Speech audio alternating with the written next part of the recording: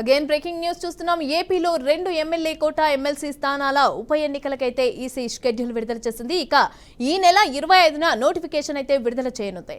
ఇక నామినేషన్ల దాఖలుకైతే జూలై 2వ తేదీ వరకు తుది గడువు కాగా ఉపసంహరణకు ఆ నెల 5 వరకు గడువు ఉంది. జూలై 12న పోలింగ్ అయితే నిర్వహించనున్నారు. ఇక అదే రోజు ఫలితాలు వెల్లడి కానున్నాయి. ఇటీవల సి రామచంద్రయ్య, షేక్ ఇక్బాల్ పైన మండలి చైర్మన్ అనర్హత వేటు వేసిన నేపథ్యంలో ఈ 2 స్థానాలకు కూడా ఉప ఎన్నిక అయితే జరగనుంది.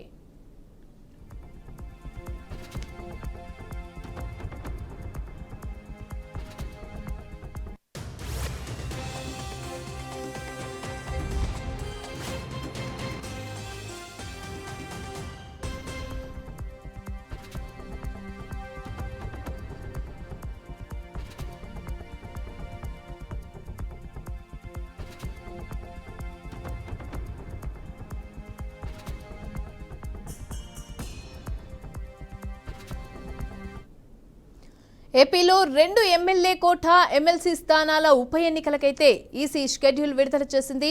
ఇక ఈ నెల 25న నోటిఫికేషన్ విడుదల కానుంది. నామినేషన్ల దాఖలకు జూలై 2ను తుది గడువు కాగా ఇక ఉపసంహరణకు ఆ నెల 5 వరకు గడువు ఉంది. ఇక జూలై 12న పోలింగ్ నిర్వహించనున్నారు. అదే రోజు ఫలితాలు వెల్లడి కానున్నాయి. ఇటీవల సి రామచంద్రయ్య అలాగే షేక్ ఇక్బాల్ పైన మండలి చైర్మన్ అనర్హత వేటు వేసిన నేపథ్యంలో ఈ 2 స్థానాలకు కూడా ఉప ఎన్నిక జరగనుంది.